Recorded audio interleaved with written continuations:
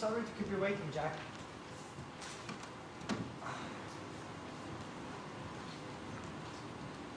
How are you? I'm fine, Herb. How was your trip? Good, great. I have to tell you, I am damn excited about producing this play of yours. It's good. And now, I've been talking with that agent of yours, and he says that you actually mean it when you say in your script, here, Patrick, age 43, enters from the bathroom naked. Well, sure, it's in the script. Yeah, I know, but I thought maybe it was there just to give an indication for the actor or director. No, I meant that. Well, Jack, I mean, hell, you've written a lot of plays, and you know we can't do that. Why not? You'd offend people. Why should people be offended by a naked man? Oh, come on. Damn it, Herb. It's about time our theater grew up. We got to let some air in here someplace. It's not as though I were trying to do something sexy. Far from it. I'm not asking you to show a couple making love on stage. That'll come next. I just want the audience to get that shock of recognition, to feel at home, to say, my God, that's just like us. Look, the wife's lying there in bedroom, reading the morning newspapers. What's the matter? I thought I'd better check. Is she naked too? No, Herb. For God's sake! She can be dressed 6 layers deep as far as I'm concerned. And she's reading the morning newspapers and chattering away to her husband, who is in the bathroom, water running. Suddenly, the water is turned off, and the husband appears in the bedroom with toothbrush in his hand, naked, and says, honey, you know I can't hear you when the water's running. He stands there for a moment, Just long enough for everyone to faint. goes back in, and the next time we see him, he has a robe on, and that's that. Why? I told you, the shock of recognition. It's important to me, Herb. This is not a sexy, muscular man, bare to the waist and full of erotic implications, as what he has in his bulging blue jeans. I want to show a man as he is. You, me. Speak for yourself. I want no implications except of mortality and ridiculousness. You find the naked man ridiculous? Mostly yes, and so do you. I don't want an audience on stage. Oh, one more thing. Mhm. Here.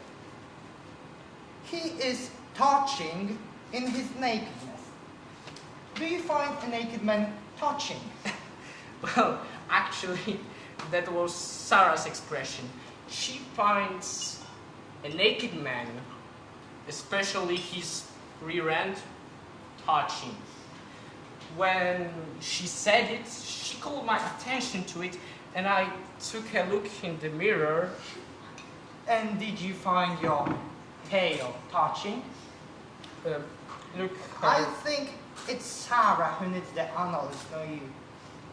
Touching.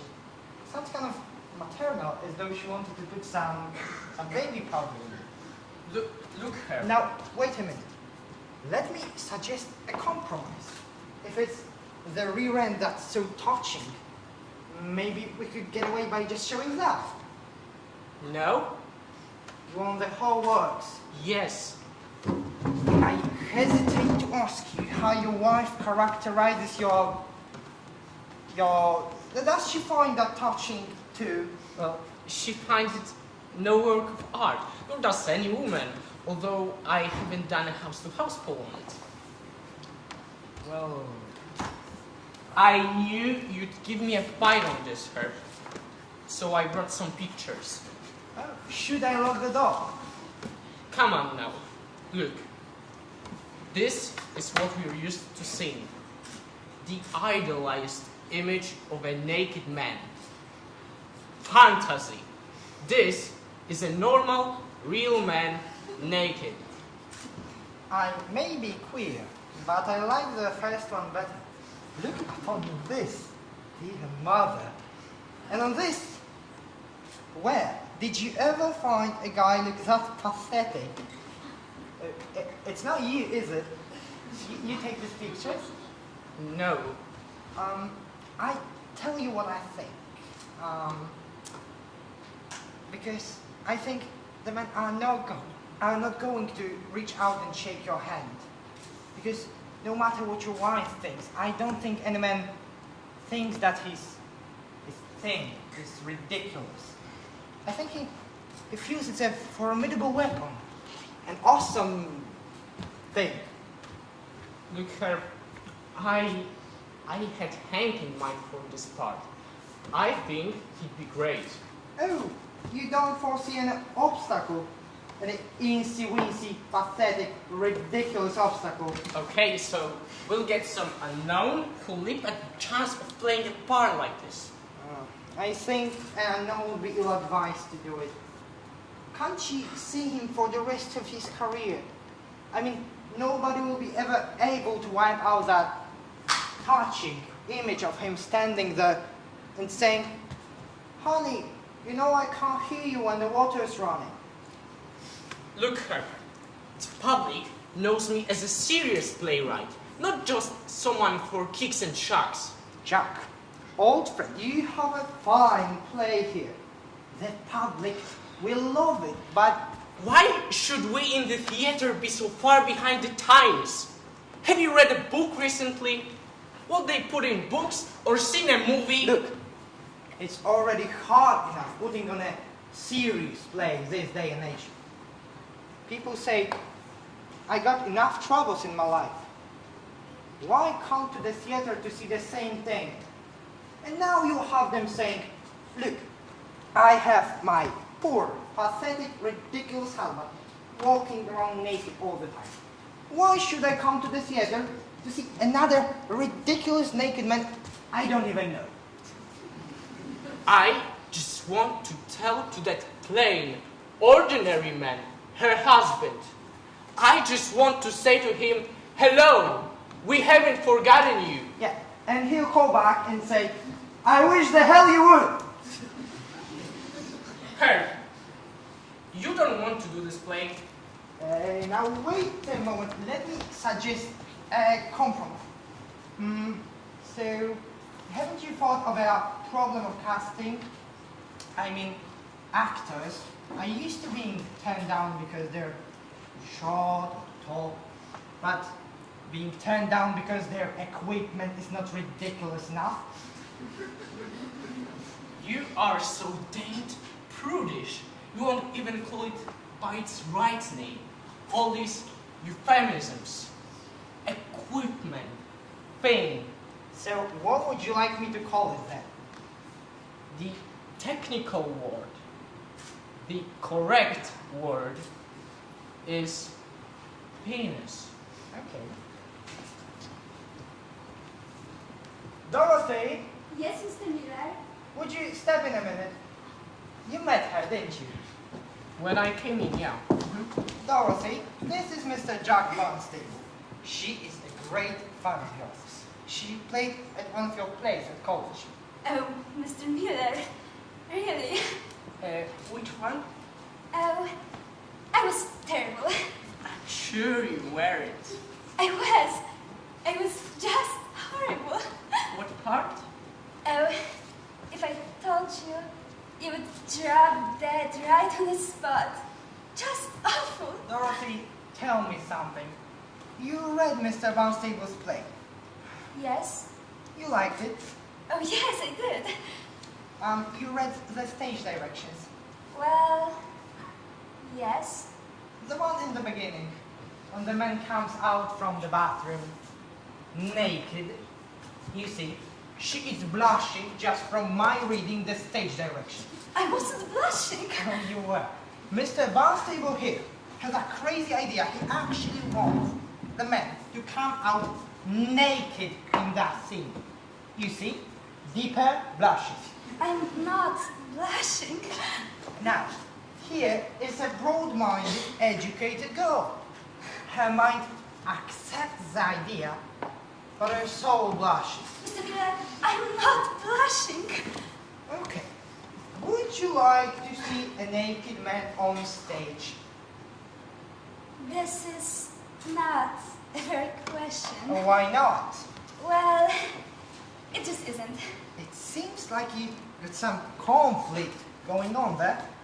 You would like to see him, but you don't want to admit it. Oh, no.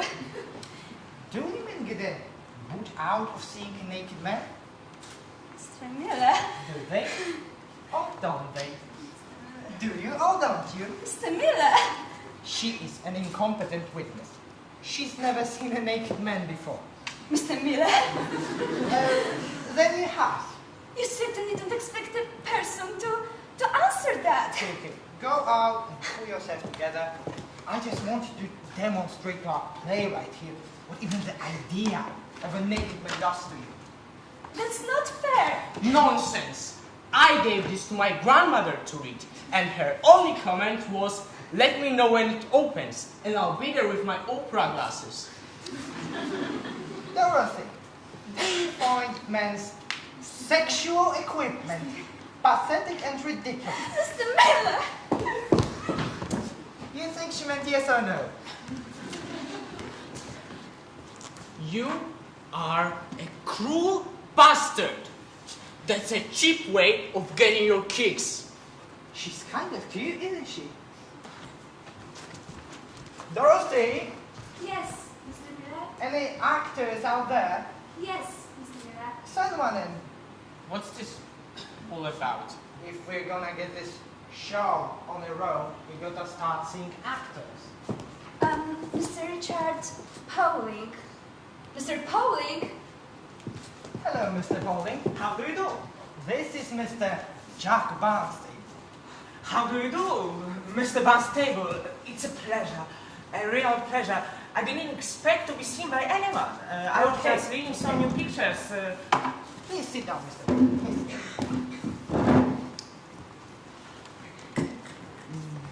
What kind of part is it, if I may ask? It's a very good part. The lead. I can be tired. I don't have my elemental shoes on, or shorter. I just mean I can pretty well adapt. Yes. I can well look more intellectual, Mr. Barnstable, if that's what you are looking for. Also, I have my contact glasses in now, but I do have glasses, if that's closer to the image. And of course, I've got other clothes too, and my weight is variable if you're looking for someone thinner. Well, actually, we're looking for someone who can look a little pathetic and ridiculous. That's me. I mean, put me in the right clothes, a little big for me, and I look like a scarecrow. I can shrink inside my clothes. The question is, can you shrink inside your skin? I can, if I can think it. If I can think it, I can be it. You see, here's my pictures.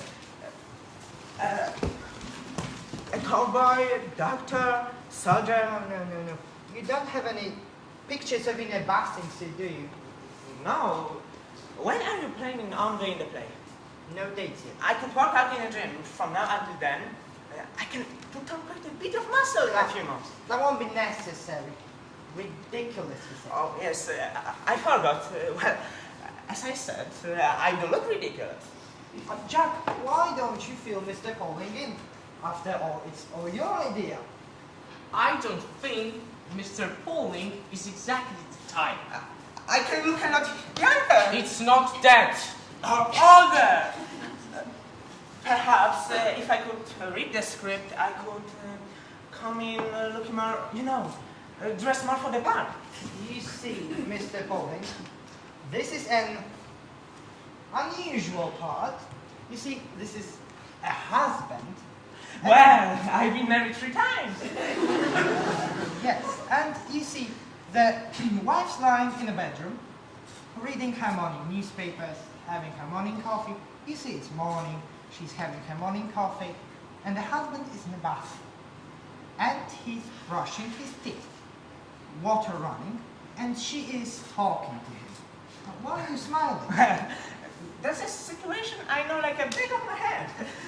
My wives, they could never get it through their heads that you can't hear when the water's running.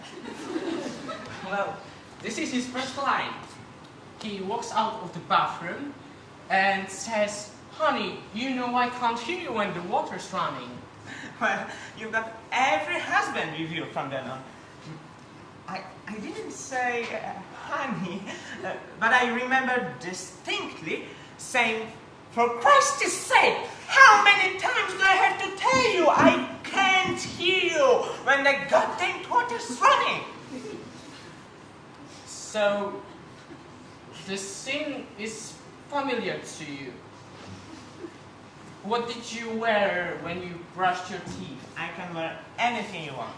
But what did you wear? It depends. Sometimes I sleep in my underwear, sometimes pajamas. You see, Mr. Paul, in this particular scene, the character wears nothing. He's brushing his teeth bare ass. I can do that. I do that naturally in the bathroom. Of course, very good. The bathroom's off stage. Why not? But why is it important what a man is wearing if it's off stage? Jack? Oh, excuse me, I'm not questioning that. He's just the kind of guy who brushes his teeth in a nude. I can handle that because I do that. So, you see, the man then comes out from the bathroom and says the line you said before, only without the bathroom. Of course. Yes, I see. He says the line... Bare-assed. How would you feel about that? The actor has to stand there and say the line naked. Look, let me explain it. This is not for a shock effect or thrills. There's nothing sexy about it.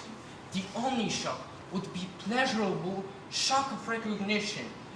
I just think it's an added value for an audience to relate to the situation they know. The man then goes back to the bathroom and we never see him naked again. So, how would you feel about that? Oh, I have to apologize. I fully understand, Mr. Paul. I've got a hole in my sock. I told you, I didn't really expect to see anyone. I was just dropping by to leave some new pictures. I didn't expect an interview. How ridiculous do you want this man to look? Is this guy supposed to be funny? No, he's the main character. It's just that Mr. Barnstable wants to puncture the idea of muscular and hefty man. He wants, in a sense, every man. Well, that's me. I'm a real, original, anonymous man. People are all the time coming up to me and thinking they've met me. I've got a face, looks like everybody else's. You see, I haven't got much muscle on my arms. And if I stand in a certain way, it even looks less. But then they won't see that, I suppose. If I come out from a downstage and look up at her in a bed, they will only get a view of my butt and side. But you see, Mr. Paulding, you don't come in from downstage. You come in from upstage, which I believe is Mr. Barnstable's idea. Well,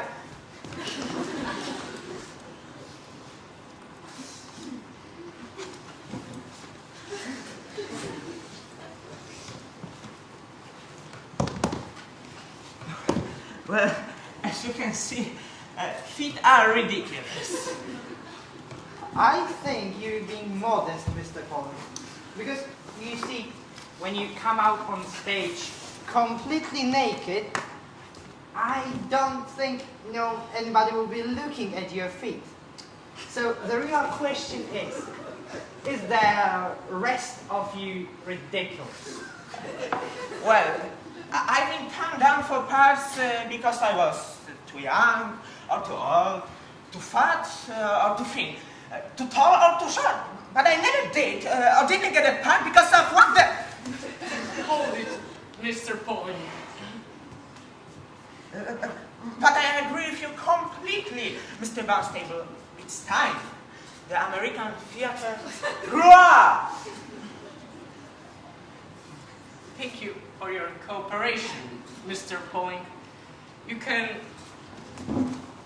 dress in the room next door, and we will be in touch with you. But if that's going to be the whole point of the thing, I'm sure it's as adaptable as the various parts of your body. But Jack, I don't see how you ever go in. Well, Mr. Pauling, I don't see much point without Mr. Barnstable now. I didn't say anything to... No. And if I were you, I would keep it very much to yourself. We're thinking of you very seriously at this point. You are? Well, gee, thank you for seeing me. It was a great honor meeting Mr. Barnstable and you, and to see you again. Yeah.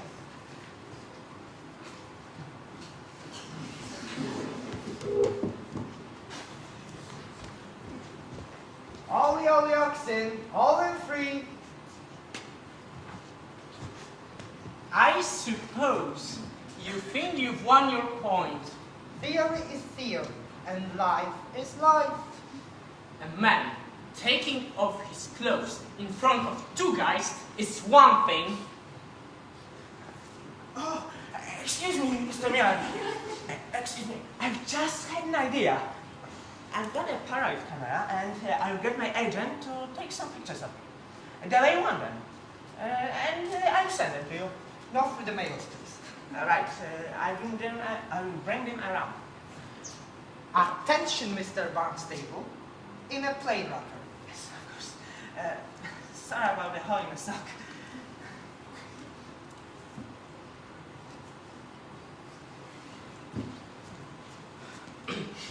You are a cruel bastard.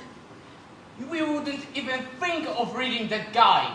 Jack, I'll tell you what I'll do for the American theater. How about a naked woman? Now, we put the man in the bed and the woman in the bathroom. The water's running, and she is talking to him. And when she gets no answer at all, she comes out from the bathroom and says, "Did you hear what I just said?" And she's naked.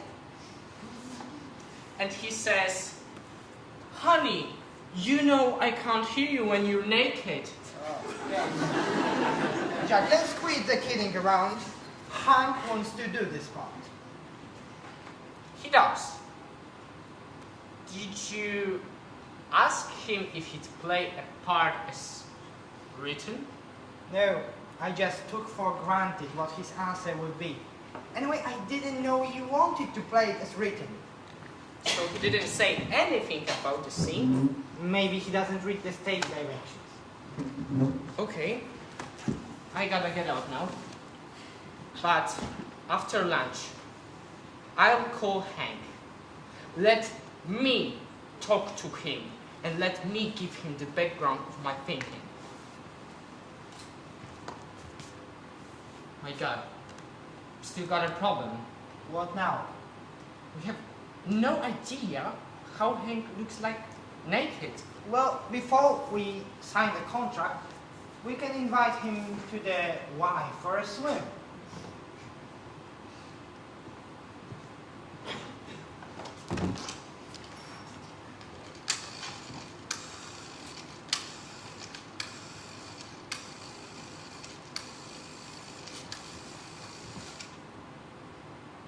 Hello, Hank. Herr Miller here. Sorry to call you at home, but I wanted to get to you fast. I'm going ahead with the play for sure this season. Barnstable's crazy to have you do it. And he just left the and he may be getting in touch with you. So I thought I ought to warn you about one thing and ask for your help. So I don't know if you read all the stage directions, but the guy is supposed to be standing there naked. Oh, you did read that. Well, Barnstable wants to play it just like that. Naked. What? But good God, Hank, we can't do that. What? The shock of recognition. Hey, Mr. Mayor, look! I told you! Ridiculous!